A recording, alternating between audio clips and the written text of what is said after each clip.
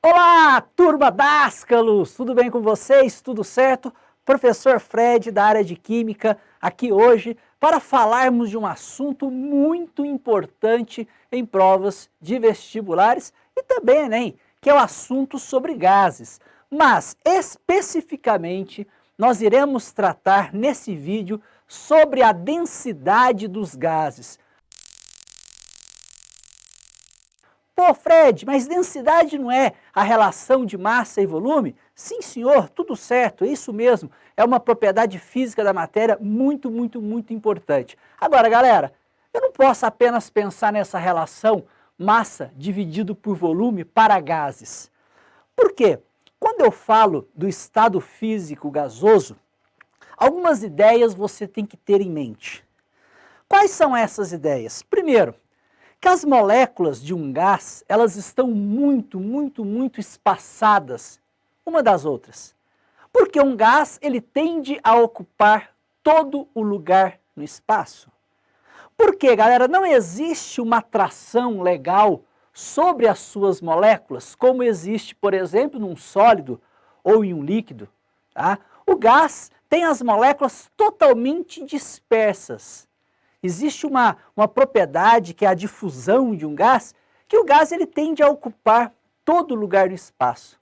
Isso faz com que suas moléculas sejam vibrantes, né, com energia cinética muito elevada, elas ficam se movimentando para lá e para cá, com estado de agregação muito baixo, ou seja, as moléculas estão distantes uma das outras. Nisso surgem outras situações. Eu não posso simplesmente aqui falar a massa dividido por volume. Na verdade é porque o cara não vai me informar isso nas provas. É possível calcular a densidade de um gás sem termos nem a massa e nem o volume. O quê? Como assim? Você está falando sério? Se eu não tiver massa e nem o volume, é possível pensar qual que seria a densidade de um gás? Sim, porque eu posso te informar outros dados, como pressão, como temperatura. Galera, todo gás ele se comporta de uma forma que sempre tem envolvida três variáveis de estados, que seria a pressão, o volume e temperatura. Não faz sentido eu te falar de um gás sem te falar em pressão, volume e temperatura. Sempre eu terei uma pressão exercida por esse gás, né, que é o choque desse gás com a parede do recipiente. Tá? Sempre eu terei o volume, que é o volume do recipiente, e uma temperatura que surge aí dessa agitação molecular, dessa energia cinética que existe entre as moléculas. Agora, para você realmente entender como é possível calcular a densidade de um gás sem pensar nem na massa e nem no volume, você vai ter que prestar muita atenção no que eu vou te falar aqui na tela. Turminha, veja bem, você tem que lembrar que a reação que envolve, independente se é um fenômeno físico ou químico, ou simplesmente, galera, eu tenho um gás dentro de um recipiente. Pronto, melhor assim. Nós temos uma expressão matemática que seria a equação mãe dos gases, que é a chamada equação de Clapeyron, que é a famosa PV-NRT, que você pode gravar essa formulinha dizendo o seguinte: por você nunca rezei tanto, né? PV-NRT. E lembrar, galera, o que significa cada letrinha dessa. Por quê? Através dessa expressão nós podemos deduzir qual que seria uma fórmula bacana para a gente pensar na densidade de um gás. Então, galera, tá aí, ó. Você tem nessa fórmula chamada equação de Clapeyron o P de pressão, né? Galera, a pressão de um gás pode vir em várias unidades, mas é de praxe a gente ter aí ou ATM, que é a atmosfera, ou milímetros de mercúrio, né? Agora, é importante você ter uma noção de transformação. Cada um ATM são 760 milímetros de mercúrio. Agora, já vou te avisando o seguinte: a unidade que você usar na pressão está intimamente ligada com essa constante universal dos gases. Essa constante é você que vai ter que guardar. Dificilmente você vai pegar uma prova que alguém vai te contar qual é o valor de R. Tá? Geralmente é você que guarda. Pode ter uma prova ou outra que o cara informa? Sim. Agora, é muito comum que usemos aí o R como 0,082, né? Essa é a constante universal dos gases, mas se a pressão aparecer em ATM, não importa se a pressão é 1, 2, 3, 4, 5 mil ATMs, não importa. Mas se vier a unidade ATM, o R tem que ser usado como 0,082. Né? Essa é a constante universal dos gases. Fred, mas se eu tiver a pressão em milímetros de mercúrio? Cara, transforma para ATM. É melhor do que você guardar um outro R. Porque se você usar a pressão como milímetros de mercúrio, você vai ter que guardar o R como 62,3. Poxa, vou ter que guardar mais um R. Não, calma. Guarda o 0,082 e a pressão a gente expressa em ATM. Se vier em milímetros de mercúrio, você transforma. O volume, galera, dessa fórmula é usado em litros. Tá? Então, se aparecer em ml ou aparecer em outra unidade, metros cúbicos, enfim, você vai ter que passar para litros, tá certo? O N é o número de mols. Não se esqueça que é possível a gente, óbvio, calcular o número de mols através da massa, né? Basta você pegar a massa, dividir pela massa molar, você acha o número de mols. E a temperatura, galera, não pode esquecer que sempre tem que ser em Kelvin, ok? Então, se vier em graus Celsius, você vai somar 273, né? E transformar para Kelvin. Essa é a equação mãe dos gases, a equação de Clapeyron. Mas, Fred, nós não vamos falar de densidade? Exatamente. Fred, o que é densidade mesmo? Pô, densidade é massa dividido por volume, certo? Beleza. Eu separei aqui dois tipos de densidades para a gente entender. Nós vamos pegar aqui a densidade absoluta, que é aquela densidade que você vai lá e calcula, né, sobre um gás, massa dividido por volume, a gente vai trabalhar essa fórmula. Mas também é possível eu trabalhar de outro jeito, que é a densidade relativa. Eu te perguntar, quantas vezes um gás é mais denso do que outro? Quem é mais denso, o hidrogênio ou o oxigênio? Aí vou lá, fiz uma conta e achei que o oxigênio é mais denso tantas vezes do que o hidrogênio. Isso é uma densidade relativa, é uma relação entre duas densidades, né, no caso de dois gases. Ô, galera, preste atenção aqui no quadro, um minutinho, olha só. Eu te falei da PV-NRT, vamos melhorar isso aqui? Imagine que, ao invés de falar PV-NRT, eu chego para você e coloco essa formulinha aqui, ó. Que na verdade é a mesma coisa, porque massa dividido por massa molar, né, é a mesma coisa que número de mols. Então isso aqui é uma variação da PV-NRT. Olha o que eu vou fazer. Eu vou passar a massa molar que está dividindo, multiplicando, e passar o volume que está multiplicando, dividindo. Você vai entender o porquê que eu vou fazer isso. Aí vai ficar pressão vezes massa molar, a massa dada, RT, dividido por V. Concorda comigo? Beleza, agora olha só, gente. O que é massa dividido por volume? Pô, é a densidade. Ah, legal. Então eu posso dizer, isolando aqui massa dividido por volume, chamando de densidade, eu vou passar o RT que está multiplicando e dividindo, que vai ficar P, que é de pressão, vezes massa molar, dividido por RT. Pronto. Isto aqui, galera, é a densidade absoluta de um gás. Ou seja, você está percebendo que eu mostrei para você aqui a densidade sem ter massa e sem ter volume.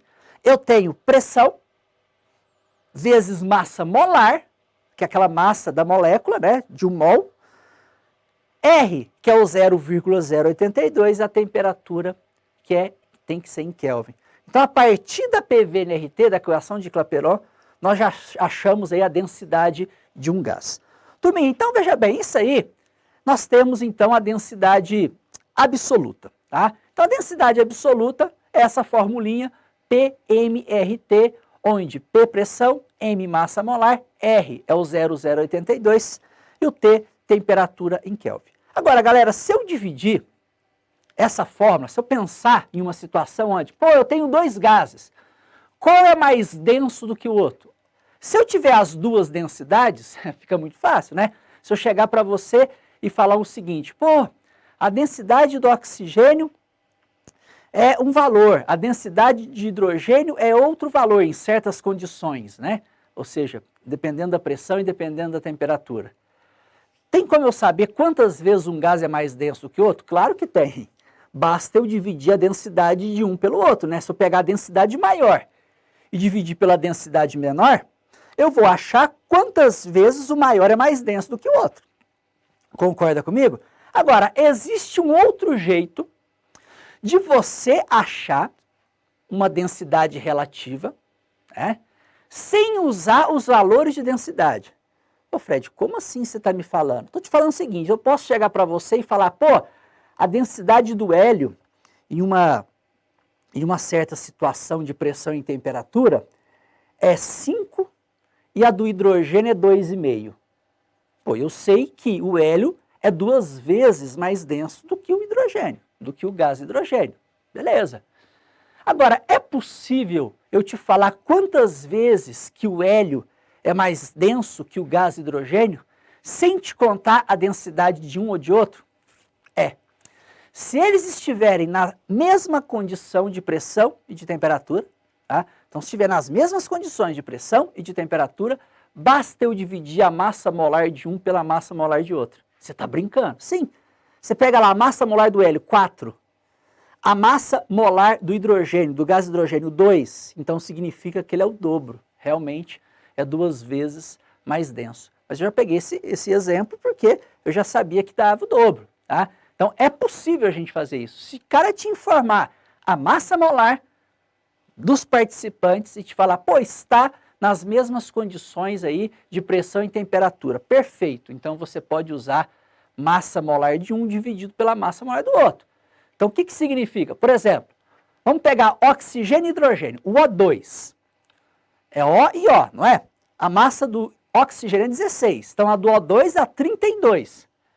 A do hidrogênio é 2, do gás hidrogênio, do H2, então 32 por 2 dá 16. Então nas mesmas condições, o que que significa? Que o oxigênio é 16 vezes mais denso do que o hidrogênio. Então agora você consegue falar de qualquer jeito. Agora, turminha, sabe a situação que aparece em algumas provas? Às vezes você vê em FUVEST, Unicamp, o cara te perguntando alguma situação como, por exemplo, como que eu sei que ao encher uma bexiga com um certo gás, a bexiga vai subir ou a bexiga vai descer? Já percebeu que algum gás que você está acostumado lá, hélio na bexiga, a bexiga sobe, né? Aquele balãozinho que você vai lá no parque, a bexiga sobe. Se você encher a bexiga com a boca, a bexiga desce. Já percebeu isso? Turminha, eu tenho uma história para você que um dia aconteceu num parque, história verídica, então preste atenção para você entender sobre a densidade dos gases. Galera, um dia foi no parque um menininho, pititico, uma criancinha, né? E ela chorou para comprar um tanto de balão. E só um balão não adiantava não. Queria um tanto de balão, foi com os amigos lá e comprou um tanto de balão, aqueles balões de hélio, né? E o hélio, como ele é menos denso que o ar, você sabe o que sobe. Só que pititico desse jeito, gente. Ele queria um balão? Não, queria um tanto. E comprou um tanto de balão. E aconteceu, né? Desse menininho subir. Pititico como ele era, pô, densidade baixinha, massa baixinha. Então ele subiu e foi-se embora. Isso, claro, todos os amigos ficaram assustados, mas ele não sabia dessa situação da química. É possível a gente perceber se aquele gás vai subir ou a bexiga vai descer? É possível? É, galera. Se você entender que a massa molar aparente do ar é próxima de 29 gramas por mol, perceba que eu falei uma palavra diferente agora. Massa molar aparente, né? Massa molar aparente. Por quê? Cara, porque o ar não é uma substância pura, ele é uma mistura. Então eu precisava, na verdade, para eu chegar nesse valor, eu preciso pegar cada massa molar de todas as substâncias que tem no ar, levar em consideração a porcentagem de cada uma, para eu chegar nessa média ponderada, onde estaria próximo de 29. Como eu te disse, que para comparar uma densidade eu posso simplesmente, se estiver nas mesmas condições, eu posso simplesmente levar em consideração as massas molares, aí eu consigo entender por que tem bexiga que fica no chão e por que tem bexiga que fica no céu. Então, galera, perceba o seguinte, cara, eu enchi uma bexiga com hélio. Qual é a massa molar do hélio? Você vai lá na tabela periódica e olha lá, massa do hélio, 4 gramas por mol. Compara ela com ar, com 29 gramas por mol. Pô, galera, esse valor é bom você guardar para essas questões, porque senão você vai ter que calcular, se o cara te informar o valor, a porcentagem do oxigênio no ar, a porcentagem do nitrogênio do ar. Nem todo ar é exatamente, né? Não é igual aqui lá em São Paulo, por exemplo, os gases são outros, quantidades um pouquinho diferentes. Mas vai girar sempre em torno disso aí, próximo de 29, tá? Então, tudo que eu colocar, qualquer gás que eu colocar dentro de uma bexiga, que tenha massa molar menor que 29, vai embora, vai subir, né? Se eu encher uma bexiga com a boca, por exemplo, estou jogando muito ali o quê? CO2, vapor d'água, né? Mas muito CO2. E o CO2 tem massa molar, pode calcular aí para você ver, ó. Carbono é 12, oxigênio é 16, são 2 oxigênios, vai dar 44 gramas por mol. 44 é maior que 29. Então esse gás faz com que essa bexiga fique no chão. Agora, pô, com hélio e CO2 eu estou acostumado, né? E aí, se eu colocar qualquer um outro gás na bexiga, agora você consegue me falar. Ah, Fred, coloquei amônia na bexiga, gás amônia, que é o NH3. Pensa, o NH3, olhei lá na tabela periódica, nitrogênio 17, hidrogênio 1, nitrogênio 14, hidrogênio 1, somei e deu 17. Pô, pensei, 17 é a massa molar da amônia, né? O cara vai te informar essa massa molar. Compara ela com quem, gente? Poxa, compara ela com ar. Amônia é 17, ar é 29. Se você encher uma bexiga de amônia, o que vai acontecer? Vai subir. É assim que você vai fazer. Porque 17 é menor que 29. Significa que a amônia é mais leve do que o ar nessas mesmas condições de pressão e temperatura. Deu acima de 29, você pega um gás aí de cozinha, butano, pô, que já tem 4 carbonos, né? Butano tem 4 carbonos, só os 4 carbonos já deu aí o 48, por exemplo, né? Mais os hidrogênios ainda, ou seja, poxa, já é acima da massa molar do ar, então essa bexiga vai ficar no chão, ok? É assim que você calcula a densidade relativa. Turmitia, olha só, espero que você tenha entendido sobre essa situação da densidade dos gases.